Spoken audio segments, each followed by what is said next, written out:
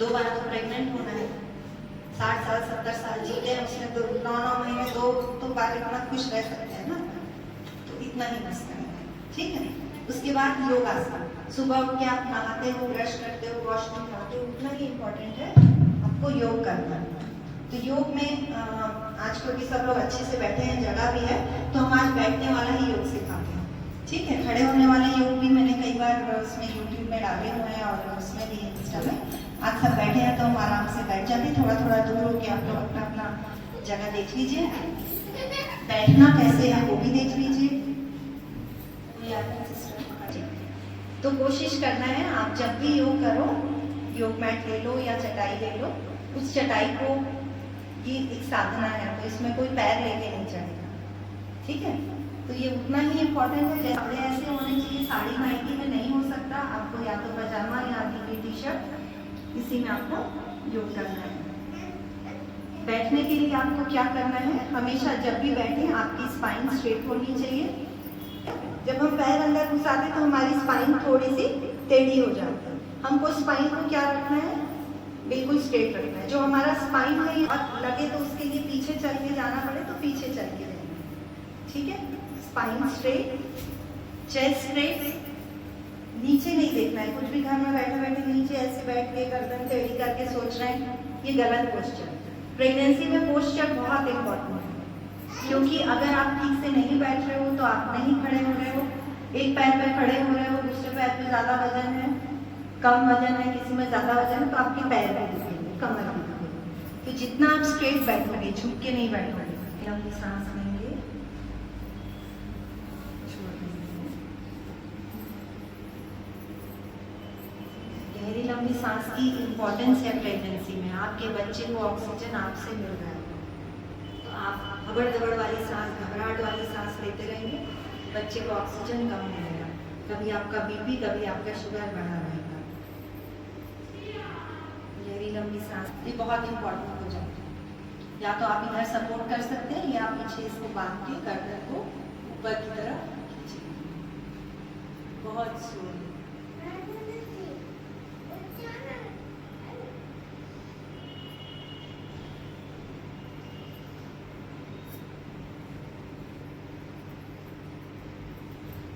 से वापस आएंगे। जब आप गर्दन को ऊपर कर रहे थे तो आपने देखा उसका खून भी बढ़ना चाहिए, उसको बढ़ाने के लिए हम आयरन, कैल्शियम, मल्टीविटामिन और प्रोटीन्स देते हैं। अब हम ये बात करेंगे कि दवाइयों के अलावा हमें ऐसा कौन सा पौष्टिक आहार लेना चाहिए जिससे हम अपने बच्चे को अच्छा आहार दे सकें। तो एक एक करके मुझे बताते जाएंगे कि हमें आयरन किस में मिलता है ज़्यादा। हाथ उठाते हैं, प्राइज है, गिफ्ट है। आयरन मखाने में, आयरन जो होता है ना, मखाने में कैल्शियम बहुत होता है, प्रोटीन बहुत होता है। हाँ, आयरन जो है, खट्टा चीज जो है, आयरन की एब्जॉर्प्शन को बढ़ाता है। तो आयरन जब भी बोलो तो मतलब आपको कलर्स याद आना चाहिए, yellow colour, green colour, red colour. ये तीनों चीज को अगर आप ज्यादा खाएंगे, और प्रोटीन सस्ता मिलता है, उसके पत्ते, उसका सब्जी इतना सस्ता मिलता है, तो हम लोग हैं, हम तो अनाज खरीद के खाओ, बहुत अमीर है हम तो। जो सस्ता चीज है वो सलाद क्यों नहीं है? सलाद में क्या खा सकते हो आप? खीरा, गाजर, चुकंदर, पत्ता गोभी और हरा सब्जी का, हरा पत्ता का कोई भी सलाद, उसमें बढ़िया नींबू, चाट मसाला डालो, 2 प्लेट डेली आप लोग को खाना है। इससे 2 चीज से फायदा होगा, एक तो आपका खून बढ़ेगा, दूसरा आपके बच्चे को ये टेस्ट समझ में आएगा कि मुझे ये खाना है, बड़े होके वो भी वही चीजें खाएगा। चौथी चीज है आपका पेट साफ रखना। जब भी आप फल और हरा सब्जी खाते हैं, तो अभी आपके हस्बैंड को बहुत प्यार आएगा, अभी आपको चेकअप करा कि वो गन्ना रस पिलाएगा, फिर और महंगा वाला जूस पिलाएगा ले जाके, और फिर बाद में पेट खराब हो जाएगा।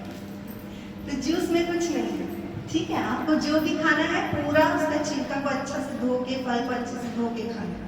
खीरा को भी खाते हैं तो छिलके के साथ खा सकते हैं, ठीक है। जितना आप छिलका खाओगे बट अच्छे से धो के खाना है। ये खाते हैं, वेरी गुड। तो आप किसको बदबू आती है? मुझे बदबू आती है, तो बच्चे को भी बदबू आएगा। फिर आप मैडम मेरा कोई टॉनिक लिख दो, मैं कुछ खाए नहीं है तो एकदम दुबला होते जाता है, ऐसे करके बोलोगे, ठीक है। तो घी से क्या क्या बनता है? कभी वो खोपड़े का दिमाग देखा है कभी फोटो वोटो में, कैसा दिखता है? बटन कुछ नहीं करेगी। ये वर्ल्ड कप का मैच है, हर दिन हर मैच जीत के आपको फाइनल मैच जीतना है। तो हर दिन का मैच कैसे जीतोगे? अच्छा खाना खा के, अच्छा योगासन करके, अच्छी नींद लेके, अच्छी सोच लेके, ठीक है? तो कैसे पानी जाए या बच्चा कम खेले या आपको ब्लीडिंग हो रही है या बहुत ज्यादा उल्टी हो रही है, उस समय आपको एडमिट होना है। मैडम तो सिर्फ एडमिशन का बात करती, तो बच्चा मेरा नहीं है, आप नहीं भी होगे एडमिट, आपको तकलीफ होगी तो आप तकलीफ लेके आओगे।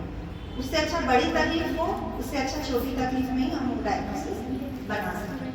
तो ये पूरी प्रेगनेंसी भर के लिए है। अगर आपको दर्द होता है, बच्चा कम खेलता है, बच्चा कब से खेलने लगता है? यहाँ सब ऑलमोस्ट 5 मंथ क्रॉस कर चुके हैं, तो बताएं बच्चा कब से खेलता है?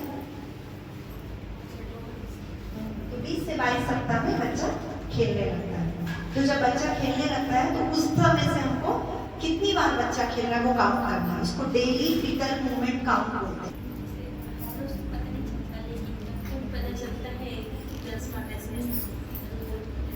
लेटो तो ज़्यादा पता चलता है, वैसे खड़े होकर तो पता चलता है। तो हमको काउंट करना है। तो काउंटिंग 2 तरीके से होती है। एक तो हम सुबह ही देख लेते हैं कि कर लीजिए लेफ्ट साइड कर लीजिए कि बच्चा कितनी बार खेला, उससे आपका रेस्ट भी हो जाएगा और काउंट भी हो जाएगा।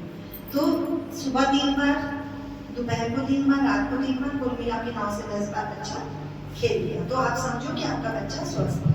बाकी चेकअप के लिए कैसे आना होता है? आप लोग क्या करते हैं? सरकारी में जाते हैं हर महीने चेकअप के लिए, तो वहां भी जाए चाहे कहीं हॉस्पिटल भी है, शुरू के 7 महीने में हमको हर महीने हर बार क्या होगा? 28 से 36 सप्ताह तक आप महीने में 2 बार आएंगे, मतलब 15 दिन। 36 सप्ताह के बाद आप हर हफ्ते आएंगे। होता क्या है? उल्टा।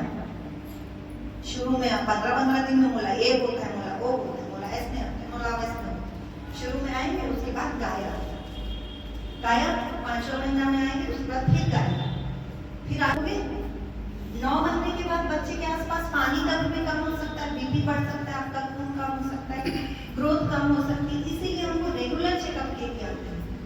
किसी किसी को समय से पहले का दर्द हो सकता है, तो कैसे पता लगेगा? सीधा बच्चा दर्द में लेके आओगे, बच्चा तो सामने है, तो वो 7 महीना में भी आओगे तो मुझे तो डिलीवरी करनी पड़ेगी। इसीलिए आपको रेगुलर चेकअप के लिए आना है। डिलीवरी कब करानी है? जो आपका डेट दिया है वो फाइनल मुहूर्त है। मान शादी का मुहूर्त निकाल के आप 1 हफ्ता और रुकते हो क्या? सब कुछ तो ठीक है ना, दूल्हा कहीं भागत है ना दुल्हन कहीं भागत, दोनों का वो सोना खरीद नहीं, दोनों कपड़ा भी हो गया, 1 हफ्ता रुक जाते हैं। किसी का शादी ऐसा हुआ है क्या 1 हफ्ते बाद? नहीं। तो जब भगवान ने बच्चे का डेट दे दिया है तो हमको उसके पहले बच्चा कर लेना है, ऐसे होता है। बट 100 लोग सोचेंगे कि हमको जब तक दर्द नहीं आएगा हम बच्चा पेट में रखे रहेंगे, तो आजीवन आप बच्चा पेट में नहीं रख सकते। जो भी आपका डिलीवरी डेट है उसके 21 दिन पहले से लेके जो आपकी डेट है, मतलब मान